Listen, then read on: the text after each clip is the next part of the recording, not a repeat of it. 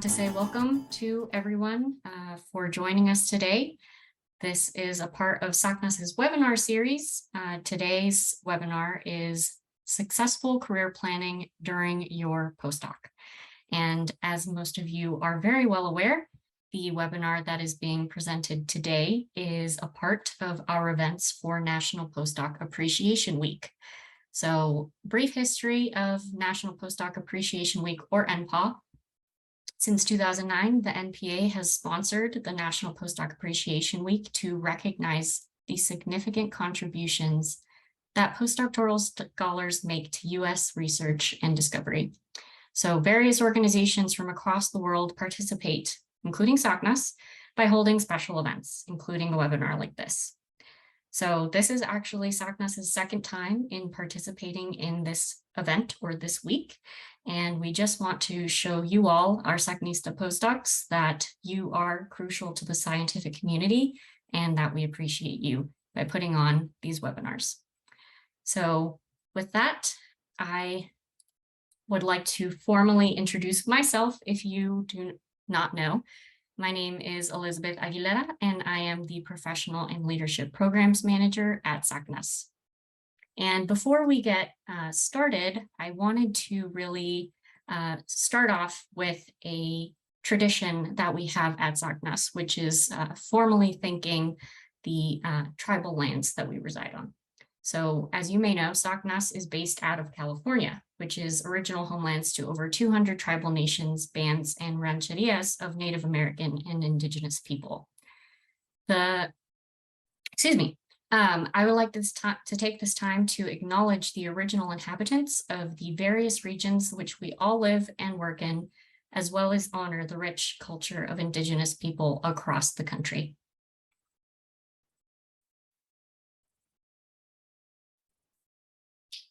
With that, I would like to briefly introduce our speakers that are joining us here today. They will follow up with more formal introductions of themselves, but we have Adriana Bankston joining us. She is a principal legislative analyst at the University of California. We have Steve Greenbaum, who is a CUNY Distinguished Professor of Physics. We have Monica Teslakai, who is an associate professor at Arizona State University. And then we have Romy Morales Rosado, who is a data science manager at Pacific Northwest Laboratory. So I welcome you all to thank them for joining us and taking the time to speak with us today. And they will, like I said, formally introduce themselves and provide some insights on the webinar topic today. I do also want to remind you, as audience members, that you might be able to submit your questions in the Q&A feature of the chat or just the general chat as well. Please be polite, mindful, and respectful in the chat. And when you're asking a question, you can also feel free to introduce yourself, your title, preferred pronouns, and your location as well. With that, I will pass it off to Adriana. Hi, everyone. Thank you so much for having me here. Just to give a very brief introduction. So I'm a former bench scientist. In total, I spent about 10 years at the bench before transitioning into science policy.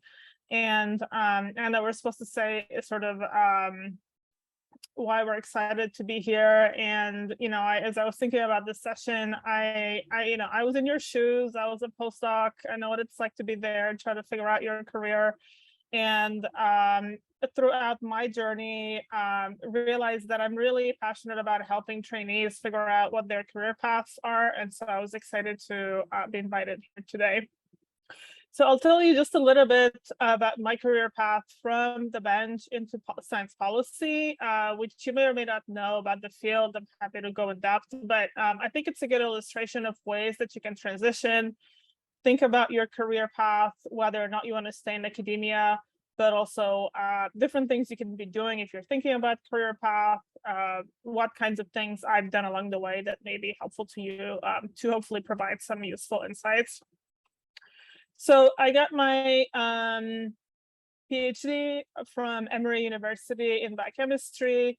I was pretty much set on being an academic. My parents are both faculty, so I grew up in academia my whole life. And really didn't start thinking about my career path until my postdoc.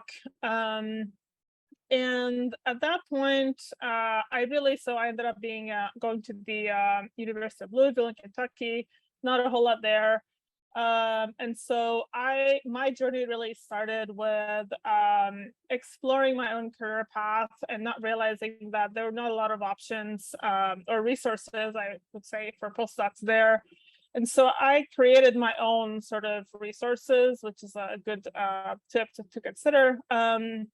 I organized together with another postdoc a career seminar to figure out what postdocs could be doing. We were trying to figure out our own path, but in the end, ended up helping the local community. And through that, I got involved with national organizations that were interested in sort of training. I wanted to go kind of the career development route and develop workshops for trainees. And that really sort of cemented that interest. And I still do that sort of thing on the side. In the postdoc, I started developing a little bit of policy interest, not really knowing what that was and how to do it yet, a little bit of local policy. But so I have sort of a few pivotal points here. One is my involvement with a nonprofit called Future of Research. So transitioning to the second bullet here, which was looking at postdoc salaries nationally in response to federal labor law. So we essentially ended up doing a research project looking at how much postdocs got paid across the country, which is fascinating, and also shed light onto this issue that is not very transparent in the academia in terms of how much people get paid. That really sort of cemented this issue of my reputation, looking at postdoc data and sort of doing research on postdocs, which is very helpful and has really guided what I'm doing now. So that's one sort of tip here. Getting involved with nonprofits that work on issues that you're interested in is very helpful. You can sort of build your brand that way too. Future of Research also organizes symposia for postdocs and really tries to get the early career voices out there. And we published this work. We went to universities to speak about it and so on. And so that's one thing to consider if you have an issue that you want to work on. There's probably an organization that works on that, or you can start your own group if they're not. So moving on to sort of more policy work in the middle bullet here with policy skills.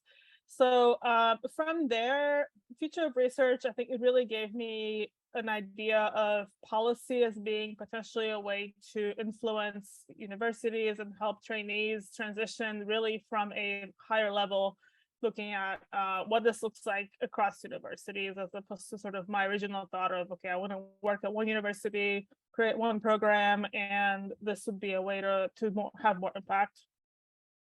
So as I was transitioning into policy, I looked again for organizations where I could build skill sets in policy, showing here the American Society for Cell Biology. This is one that I got involved with because I was already going there to the conference, presented my research, which was in biochemistry. And so I was already there, knew people, but started going to their sort of professional development section, their policy and communications offering. So another good tip here, look at your scientific society. And then ended up getting involved with ASCB in terms of policy committees. We wrote statements. I really saw how society looks at policy, again, research-related policies that the society cares about. And grew sort of my own professional development skills in policy. They organize a bunch of panels. And again, there's a lot of professional development things that they do for their trainees. So this was really again, another pivotal moment of getting involved in policy related to research from a society. And then, but still at the time I was living in California, I didn't have a lot of policy experience and really hands-on either, because I have been sort of all over the country, but not in DC. And so in 2018, I moved here Did a fellowship with Society for Neuroscience, which is really sort of the bridge here, which again was somewhat similar to ASCD, but very hands-on, going to Capitol Hill. They involve trainees in their events as well. So there's a lot of advocacy for, again, research funding. And their members, they have a lot of early career members as well, and organize some training programs that I was involved with. There's a lot of sort of basic things, and I wouldn't go into everything that you do in the job like this that I have now that I started doing there. And so a fellowship like this can be very helpful. So that was sort of the bridge. And then ever since then, I've been in my current role with UC for about 3 years.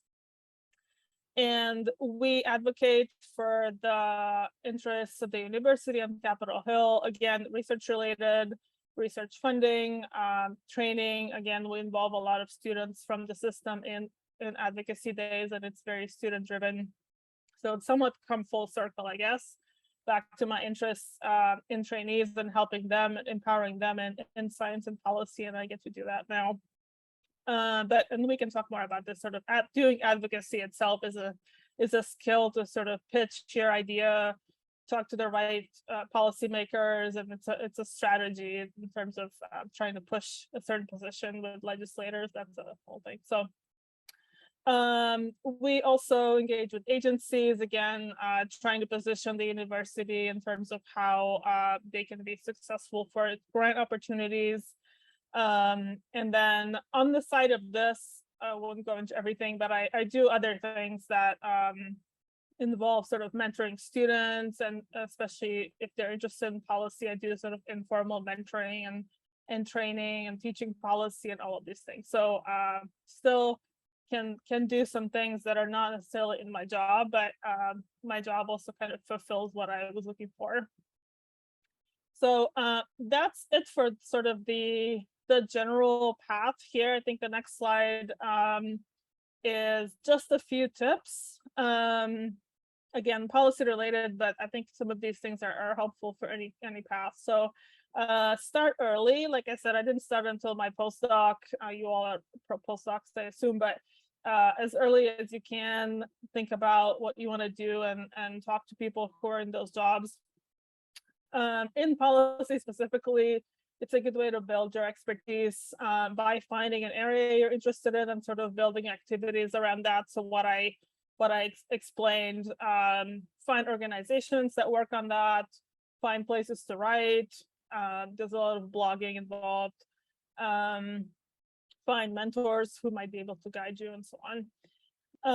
And then all of these sorts of general tips, I think committees and nonprofits working in the area that you're interested in are helpful, and ways to gain the skills that you need, and will help you figure out your path. The skill sets, I think for science policy specifically, there's a lot of writing and sort of it's a very people-based job where, it does take some getting used to being kind of in the spotlight and always in meetings and leading different things. And it's a great skill, but it doesn't necessarily come naturally to someone who's at the bench. So something else to build. And quite honestly, a lot of this also has happened just being on the job, and you're kind of in the moment and you have to run the meeting and you just do it and then you do it again, and that's how it happens. And then I think, just exploring ideas and opportunities. I'm always happy to talk to trainees if you're interested in science policy, what kind of things you can do. Networking with other professionals is always helpful. And the last piece is really kind of build your own story. And so I kind of told you my story. Everyone who's in policy, it's a very broad field, and there's a number of ways to do it.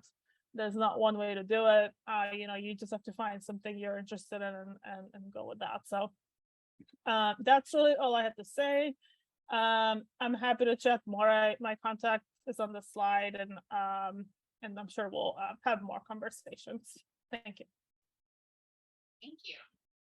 Next up, we have Steve. Great. Okay. It's a privilege for me to be participating in this panel.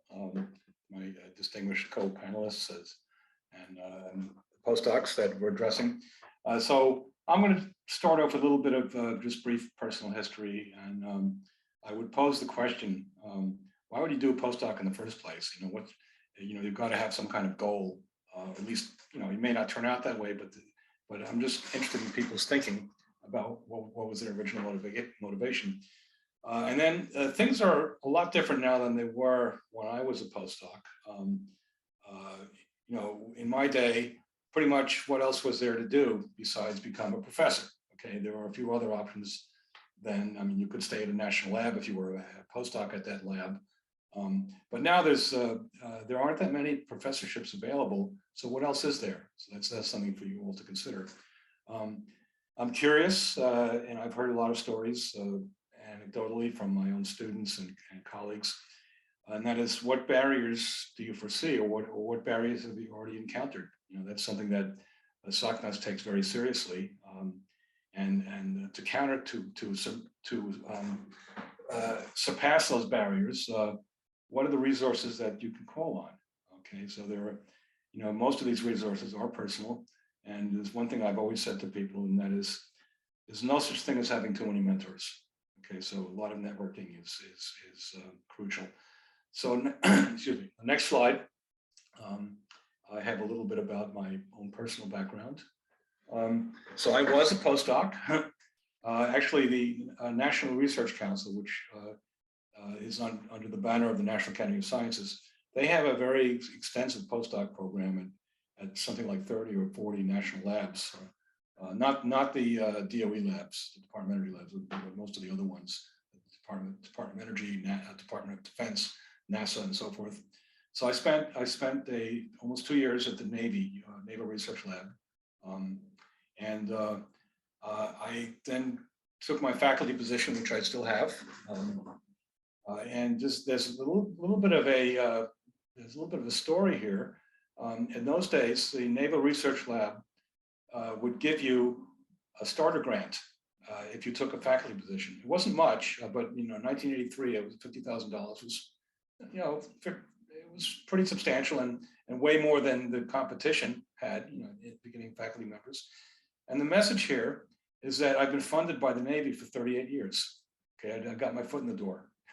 So one of the things you can do is if you're working as a postdoc, if you get to know the person get to know the program officer that's funding the grant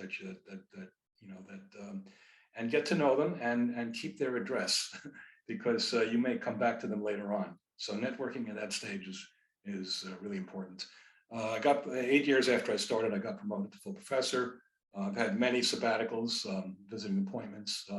One of them I want to mention specifically in the context of my co-panelist, who preceded me, and that is I did spend a year in Washington, D.C. as a Jefferson Science Fellow with the State Department, and that was a great experience. So that was using a totally different side of my brain, policy, okay. And what I want to mention here is that I worked with so the Jefferson Fellowship is for senior established academics, but I worked with a lot of AAAS, American Association for the Advancement of Science.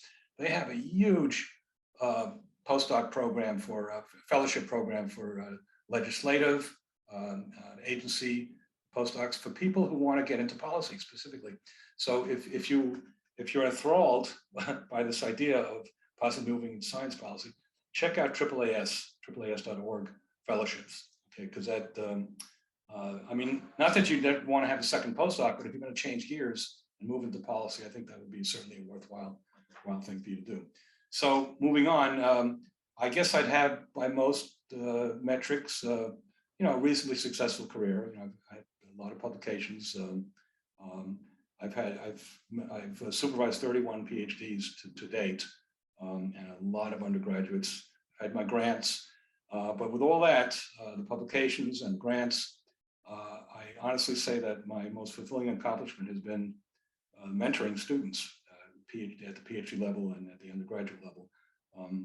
One of my proudest moments in my career was being selected as a 2016 SOCNOS Distinguished Scientist. Was nominated by a former student, graduate student who's now a professor at University of Puerto Rico, Mayagüez.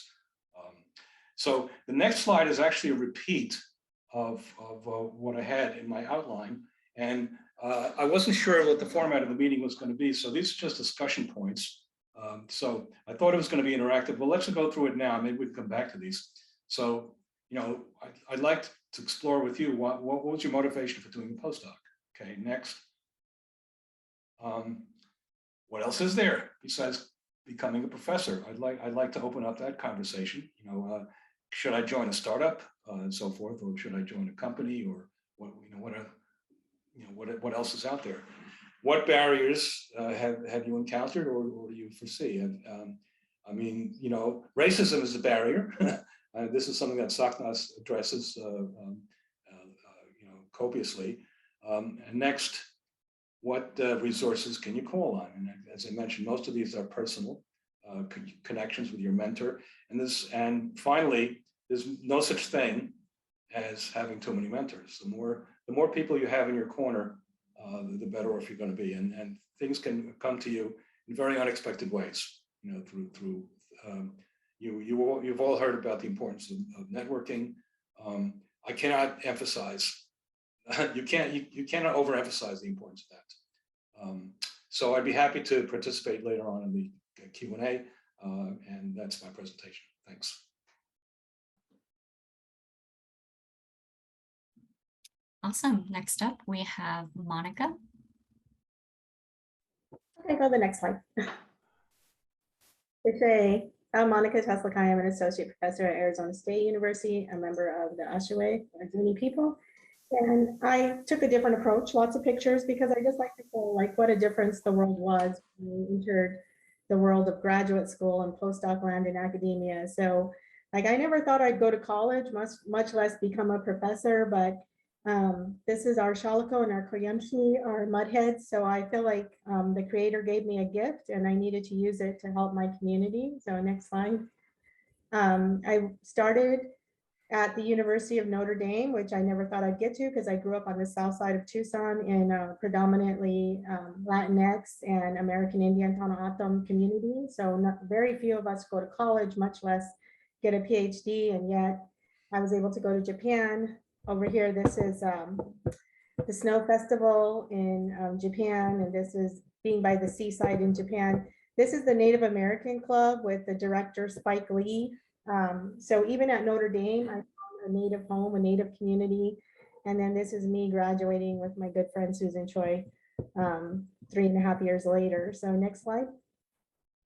I didn't go straight to graduate school. I took some time. I was a juvenile probation officer. And you see, like, I had a very diverse group of friends. This is my best friend, Alma Lopez. She's actually in Phoenix now too, and she's already retired. She retired from federal probation. I'm so jealous.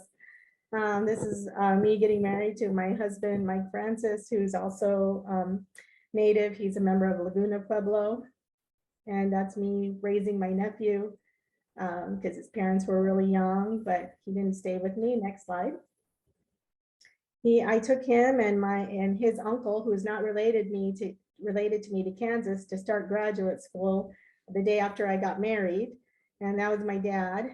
And so you see, my life was very full and very diverse. And then now here's me in grad school. I don't think I look as happy or as healthy, and there's definitely no diversity. So it's quite a shock to me to go to graduate school, because even at Notre Dame, where you would think there's not a lot of diversity, there was at least a Native American club. And at KU, Haskell was right nearby. So my husband was able to go to Haskell and finish his degree, but still, in my cognitive psychology program, there was just not very much diversity. Next slide. So I leaned a lot on my sisters. So here's my sisters and I.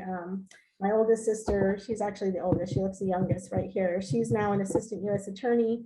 And my sister over here, she's an engineer at Boeing.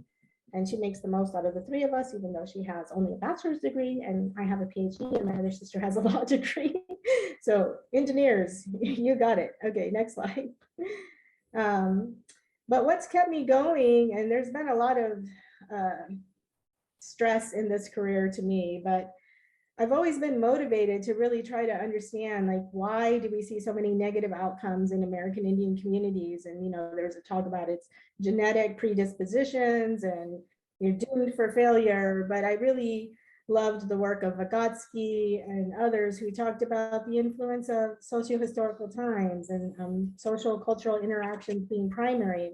And so I started really to frame my work on cognitive development, thinking about, like, okay, if you think about Vygotsky talking about how we're raised in contexts that give us the tools we need to succeed, and then you have a colonizing force come in and take all those tools away from you and outlaw your language and outlaw your spiritual practices and everything, and you have nothing left, of course, what's going to happen to those individual moments of instruction, and what's going to happen to the life course development, and then how is that going to pass forward to the next generation? And so even though I've always felt really challenged within this position, I've been able to take a different theoretical perspective to do research on American Indian children's cognitive development and provide a different viewpoint that I think is really needed in the field. Next slide. And so I did my postdoc at the University of California, Santa Cruz, under the direction of Barbara Rogoff. And at the time, she had told me, stop doing research on executive function and culture and start doing her work. And I was like, well, I really like what I'm doing with this cognitive work. And I almost abandoned it, but Adele Diamond accepted my dissertation on my first try to developmental psych, which is one of the top journals in my field. And she started her editorial letter saying, I am a fan of your work. And so I took that to Barbara and I said, hey, I'm not going to abandon this work that I'm doing. I think it's really important. And Adele Diamond agrees. And so she's like a big name. So I was like, I'm going to keep doing this. And I think it's important because not only to do this work from a different perspective, from a strengths-based perspective, but also to take this work to our communities. So I've always done both theoretical work and policy work. So here's an example of a policy brief that I published where we looked at making executive function and self-regulation meaningful to American Indian communities. And we worked a lot with American Indian communities in partnership to help us understand how they were interpreting self-regulation and executive function. And you see, we have very different views of what it means to self-regulate. And in fact, many Indigenous people don't even like the word self-regulation, but I don't have any other Western word for it. You know, if I talk about future orientation for self and community, I don't know if I'll get published, but if I talk about self-regulation, I can get published. So it's also like learning to balance between the needs you have as an academic to keep your job and the needs of your community. So next slide. I think that's it. So I just want to, these are all the people that I've worked with, the Kanahatam Nation. I've been funded by the Spencer Foundation, the Ford Foundation, the William T. Grant Foundation. I currently have a grant with colleagues at ASU.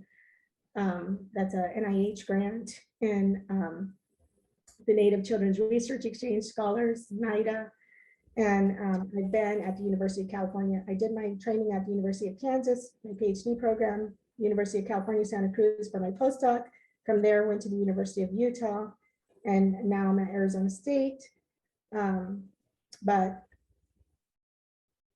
to me, that's like so many universities to have been at for a Zuni girl, like who never thought she'd go to college. So I'm so blessed and so privileged, but that doesn't mean it's been easy. I lost my dad in 2011, he was killed. And one of my mentors died unexpectedly in 2020. So I just like to always remember my dad. And this is our sacred mountain, Dawayilami, which I like to go to when I'm feeling depleted. So that's all I got, and I'm happy to take questions. Thank you, Monica. Next up, we have Romy. Hi there. Thank you so much for setting this up, Elizabeth, and thank you all the panelists and folks that are here attending this engagement. I'm Romy Morales Rosado. So happy to be here. If you hit next slide, I wanted to just highlight where I'm coming from. So just in case, if you don't know, The national labs, I think Steve made an initial mention to it. The Pacific Northwest National Lab is one of the national laboratories. We have around 17 of them. This one is in the Pacific Northwest. So it's primarily located in Washington. This is primarily how we operate. So we have, from the last fiscal year assessment, we operate around a $1.3 billion. We have now around 6K of staff, including postdocs that come in every year. We do have a good amount of peer review publications every year. And this is primarily giving you a snapshot of how we influence in different areas: science, environmental and energy, national security, which is where I belong to, and other type of national security related work. If you hit next, I'm going to talk a little bit about myself with pictures. This is an exercise that they like to do at the lab, where you kind of set yourself and you kind of put different pictures of what you are, who you are, the team that you represent, your background, and your goals. So on the bottom left, the first picture in the middle that you're going to see is one of the most beautiful animals I have seen, is the Elyterodactylus coqui. So if you are from Hawaii, or if you are from the enchanting island of Puerto Rico, that right now is going through some tough times, you might have encountered this cute little fella that actually makes that sound of coqui. So for me, it's just amazing to hear them to go to sleep. So every time that I go back home, it's just nice to see them there. A couple of things that I do enjoy, since I'm an islander: I love to dance, I love to explore, I love to eat. So that kind of gives me a pass to every culture, every celebration that it's available out there. With regards to my team, we do have a lot of interdisciplinary skills. So because of that, we work with the Department of Energy, the Department of Homeland Security, the Department of Defense, the National Nuclear Security Agency, and we work on something that is called LDRDs, which is internally funding research that a lot of junior staff, including postdocs, have access to. So it's primarily seed money for you to work on whatever you want to work on. So you propose, you get the funding, and you get to be your own project manager, and you get to have your own team to push an idea forward. Given that we get to have great technical contributions, it allows me the opportunity to mentor at different levels and continue to do a lot of sponsor engagements. With regards to my background, once upon a time, I was in school too, and I finished my PhD from where Monica is currently at, Arizona State University, in applied math and statistics. I managed to be a faculty for a little bit, and then I worked primarily on national security. That's why I put the IAEA emblem there, because a lot of the things that we work on have to do with nuclear security. And one of my managerial goals is primarily to empower folks. And that's why I like to focus on mentoring. I believe on teamwork. And finally, I like to have this goal of championing people. So it's not only having those mentors that will support you, but have those people that will speak about you behind the scenes and get you to that next opportunity. So you want to make sure that you always have champions on your side. So next slide. So some of the resources that I think are useful from the lab's perspective is making sure that we foster the community amongst the staff. And what does that mean? We make sure that we continue to network the staff. We make sure that we provide them with resources that they can leverage. For example, one that I can think of is that career mapping. So it's kind of reverse engineering of what is that footprint that you want to have once you're said and done, right? Like you're about to retire. Who are you at that point? And then reverse engineer what you have now and what it is that you need to do in order to get there. And you will realize that a lot of times it's less than what you think you need. Other things that we do is we bring a lot of folks to give talks, just like Sagnas is doing. And we have different employee resource groups. So that way we can leverage and continue to grow our culture, because diversity is diversity of thought. So because we can actually bring a different perspective And so we can actually better prepare policies and better provide of products for people to use in the future. And that's something that communities like SACNAS and now different organizations via the ERGs, the employee resource groups, are able to continue to educate folks on that importance. And finally, I wanted to highlight the style that PNNL has. We are adventurous, we are sociable, and we're wise.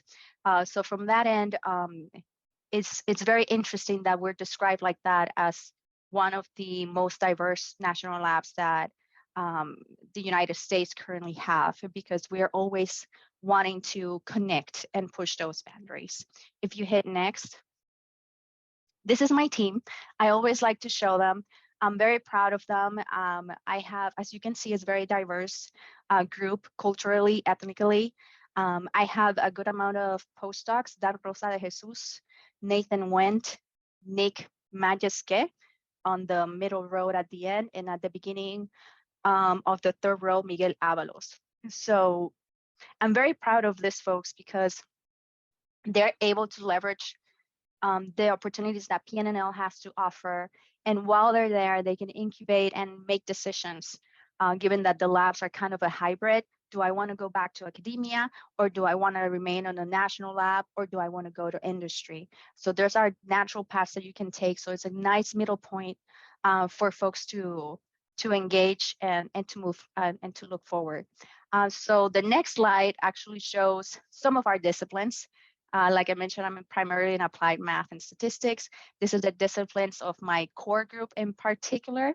It doesn't necessarily apply to the disciplines that the lab has to offer, since there are a lot of them. So with that, I want to say thank you for your time, and I'm happy to answer any questions.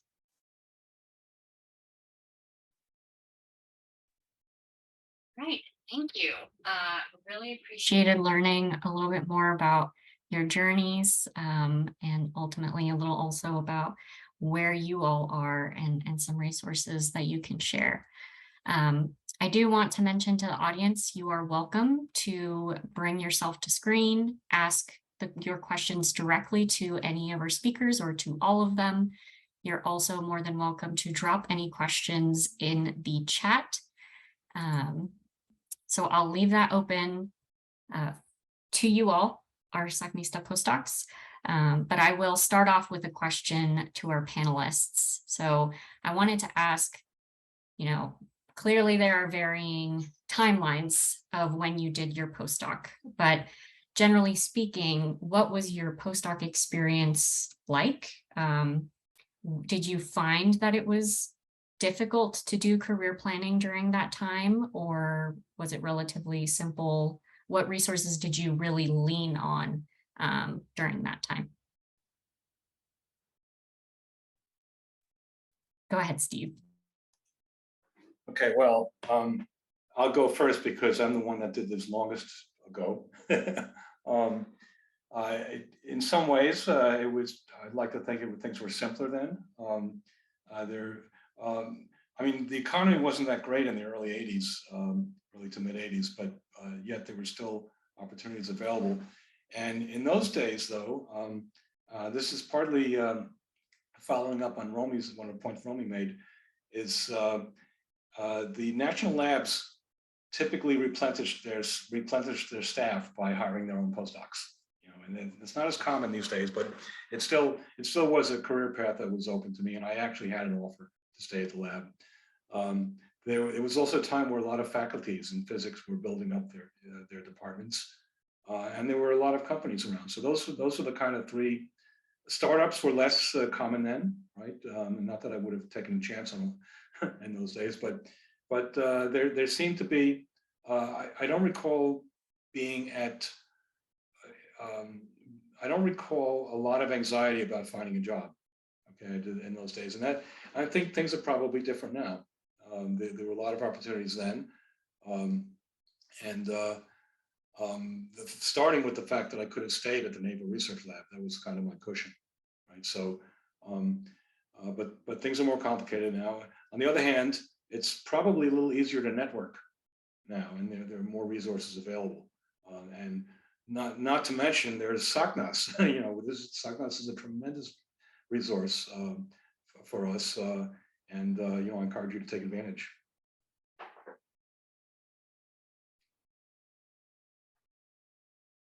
I had questions of how many publications that I need to have in order to be taken seriously. I'm in the national security, I can't publish as much. How many postdocs do I need to have under my belt to be taken seriously? I personally didn't want to go to academia. So for me, that question wasn't that pressing, but I did have other folks that did. So they were constantly thinking about, do I need to do another postdoc? Do I need to move to another location? How many publications do I need to change the projects that I'm actively involved in? And it really depends where do you want to end up from that perspective. If you want to be in an R1 institution versus the type of impact that you want to have. If you're a person like me that you want to have impact in a different way, in academia, it's not necessarily the line that you want to follow. So being true to yourself and where do you see yourself making impact, I think answering that question is one of the most important ones before you kind of start adding a lot of information to your head that perhaps is not necessary. So having that clarity, I think it's very important. Nowadays, when I have postdocs and even junior staff, I do those type of exercises that I mentioned before, because it allows you to step out of yourself, step out of your brain and see it, right? And talk to a specialist. In this case, we have a psychologist that works with the person and they guide them through in order for them to really understand the path that they want to take. So from that perspective, I think those resources were very useful. I think mentors are very important, as Steve mentioned, and champions, as I mentioned before, are very important to connect you to where you want to be next as well. So I can go next. So I think I mentioned in the introduction, I didn't really start thinking about my career until about probably 6 months into my postdoc. In grad school, I enjoyed it. I still thought I wanted to be an academic, and I was very focused on, publishing and graduating, getting my PhD, and so was still very much on that. Once I got to my postdoc, I sort of relaxed. I said, okay, I have a full-time job. I can now be here and think about where I want to take this. And I felt somewhat more free to explore. And one of the things, I will say that I had a pretty understanding PI. And like I said, I started building these programs at the university. That's not part of my day-to-day job, but he allowed that, and I think appreciated that we're creating some resources there. I also organized a symposium that was sort of regional to bring postdocs together from 3 different states, and he actually attended that because it was on the research topic that we were working on, and so he benefited from that. That's one tip. That's one way to get your PI to do something, is to involve him or have some benefit from him to attend. That kind of worked out well.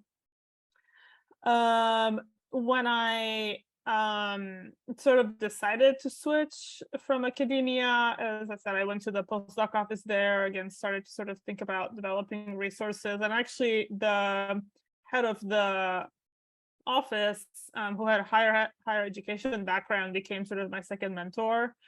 And talked to him about how did he get his position, what would I have to do if I wanted to go in higher ed, and that started sort of down that path. So again, second mentors who are not PIs.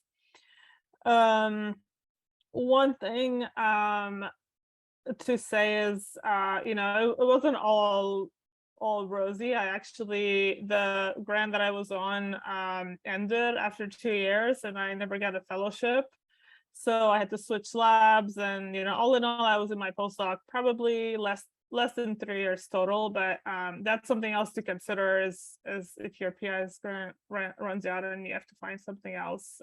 That's that's not really fun, but it's a reality that can happen, and may or may not keep you in there. Definitely didn't, but by that point I was already 2 years into it. I'd already developed sort of a more of a higher ed portfolio and training portfolio that I used to get out.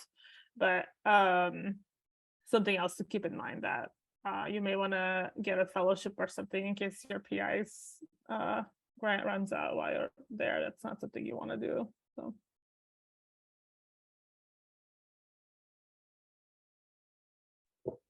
Well, for me, back then, I didn't even know like what all the different options were, you know, that I didn't have to go into academia. I thought I got a PhD, that's what I'm going to do. I'm going to go into academia. And I graduated without a lot of publications because my advisor was slow to publish. I mean, I think I didn't know like who to pick to be my advisor. And then the person I picked left and said, work with this new incoming professor.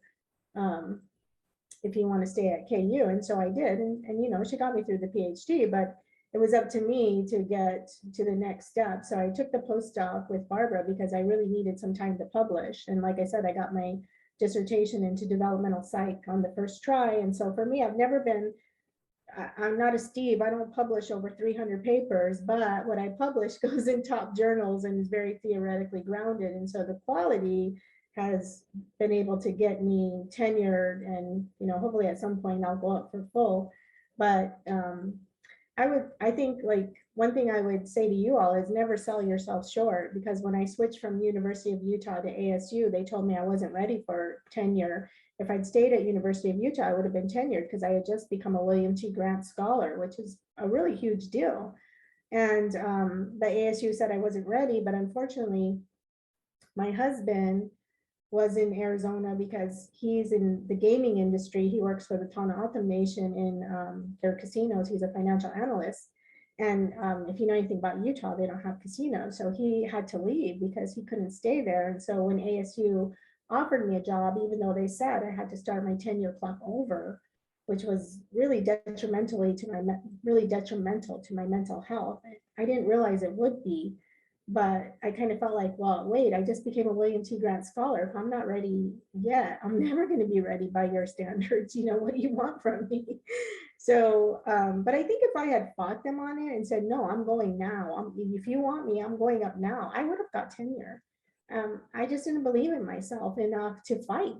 I didn't know I could fight. You know, I was just so grateful to be going to Arizona, being in a place where my husband and I could be together. So, you know, that's looking back, but I made it. I finally got tenure. It was a long, long road. But I think I really needed the postdoc to, one, figure out who I was, what I wanted to study, and to publish, to really just publish and get those papers out there. Because, you know, now in academia, like I would never get a job now, I think, because it's so demanding. I mean, I hate to say that. I hope I would. But I look at, you know, as an associate professor now, and I'm on the personnel committee, and I look at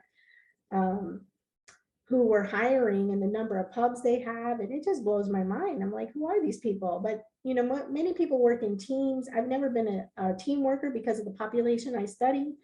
My postdoc, I actually spent a year out on the Tohono Reservation driving across what's the equivalent, the state of Connecticut, driving back and forth across the state of Connecticut, dealing with Border Patrol, because there's heavy Border Patrol presence out there, to collect my data. And, you know, people would always tell me, well, tell someone else to do it for you, hire people. I'm like, nobody's going to drive where I drive to collect this data, to work in this community. And their community is not going to let them in to work and to do research with their children. They're not going to let them in. They let me in because they knew me, because I had worked.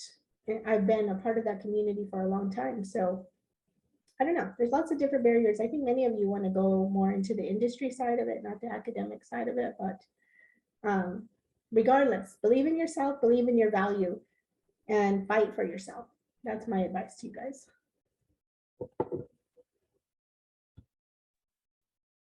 Yeah, to sort of follow up on that, during your postdoc, you know, there are times, and I think Adriana kind of alluded to this, there are times where you might not have a supportive PI that will allow you the time to take away from the bench or the lab or other work to really be able to do a sufficient amount of career exploration and career planning to ultimately get to where you want to be.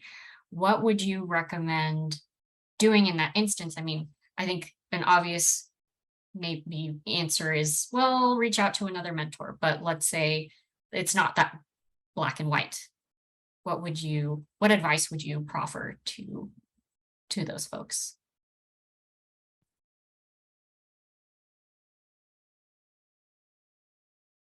I would say find a way to fund yourself.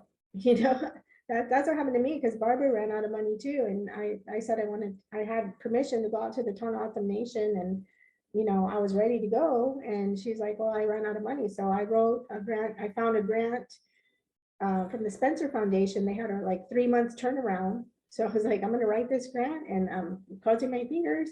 And if I get it, I'm going. And I luckily I got it, so it's like, I think like sometimes we wait for other people to rescue us, but you all are incredibly intelligent and you can find solutions. So think outside the box, believe in yourself, and ask people for support. Even people you don't know. Like if there's somebody who is doing the work that you are interested in, talk to them and send them an email and tell them who you are and what you're doing and what your goals are.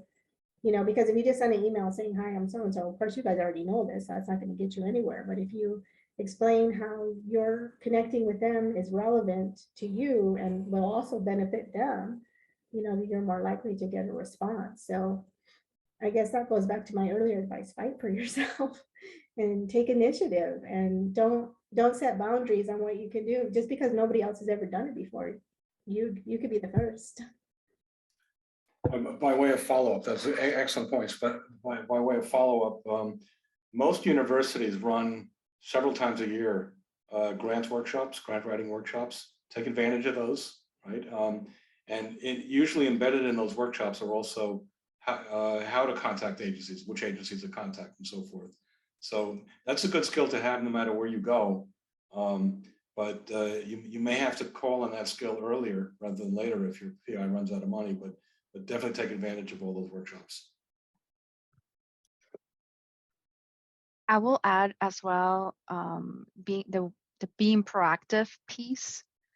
Sometimes we can see it coming when the red flags here and there, and we can leverage our own network. We can start socializing our own ideas, and like Monica was saying, believe in yourself. I think it's key here, and I think using forums like SACNAS as well are key things that I'm glad that you guys are doing and that you can continue to do in order to, if you get to that point to be in a difficult position, you do have options, right? And if you're being proactive, that you're actively submitting, even if it immediately doesn't get accepted, you might have access to additional professors or network with people that are outside of your initial network. I mean, not initial network, your initial group, that could actually open doors for you.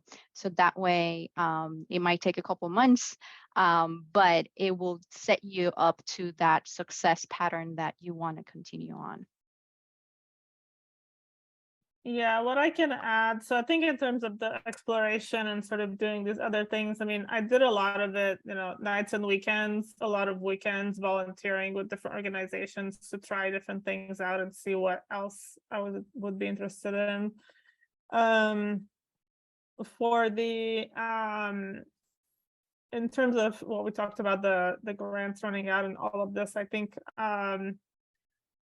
sometimes it just happens, right? So at that point, I wasn't ready, couldn't anticipate that, and I think what Rumi said is on point, that talking to people that can help you, and when something happens, like, so who do I go to? Who's gone through this before? If you have mentors that are trusted and you can talk to, or even your friends or your other postdocs. But also that was somewhat fortunate in a way, because at that point I was already kind of on the way out and thinking that I wanted something else. And, you know, sometimes a closed door is a sign, right? That maybe that's not something you're supposed to do and you redirect somewhere else. That's another lesson to think about, that if things don't go your way, then maybe there's something else you can do, and it's a redirection to maybe a better option.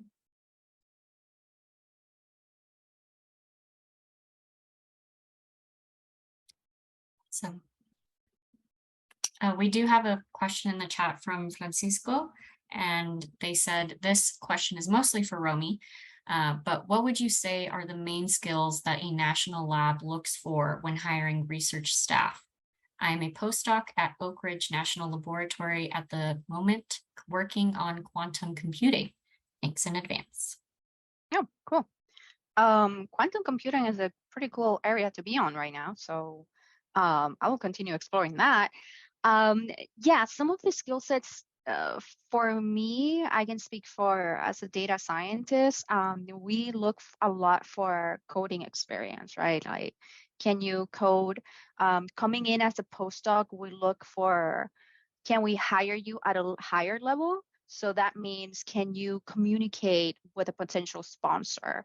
Can you put proposals forward to bring in funding? Can you be eventually a task lead?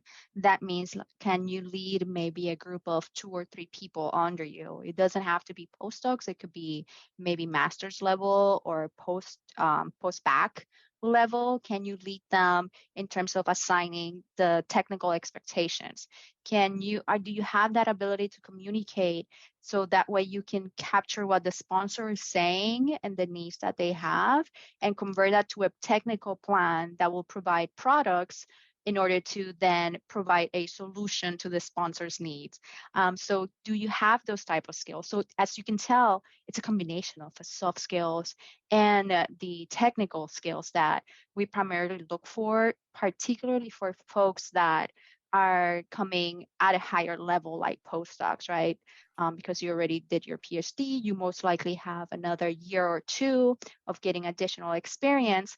So at that level, we're looking at you at a solid employee, not necessarily entry level, but mid-career type of person. So those are usually the skills that we look for.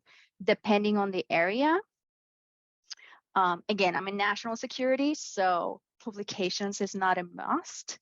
But if you're going to a different area that maybe have to do with epidemiology or areas in biology or energy, publications might be a factor. So we might look there, okay, where did you publish? What was the quality of your publication? In national security, a lot of the times it's a little bit on the classified space. So it's a matter of then asking questions, can you obtain clearance? And can you make sure that, you know, the products that you put forward are not necessarily shared with others? Did that cover you, Francisco, your question? While we're waiting on that, I know we're so. actually at time. I just want to, I guess, ask the panelists if you have any last minute tips or advice to our audience members before we sign off.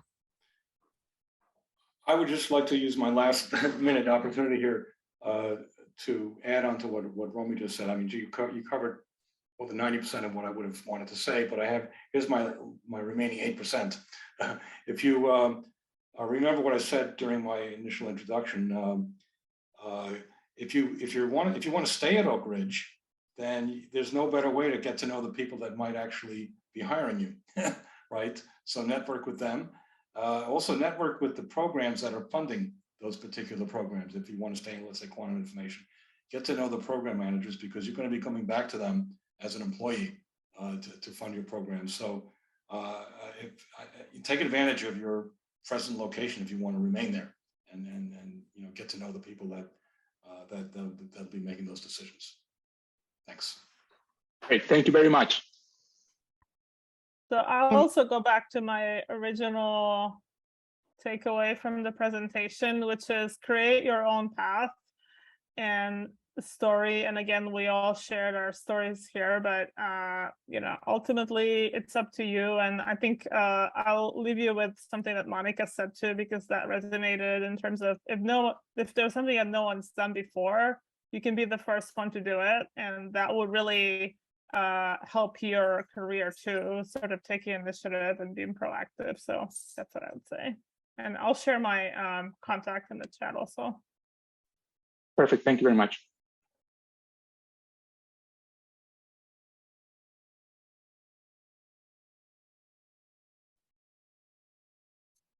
All right. Well, with that, I would like to say thank you so much to Monica, Adriana, Steve, and Romy for taking the time out of their day today to speak with us and share their advice specifically for you postdocs. That concludes our webinar for today. And I know that Adriana has posted her contact information in the chat if the other speakers would like to do so as well. I'm sure they would love to have you, the audience, connect with them if you need additional resources or a new mentor. All right, thank you, everyone.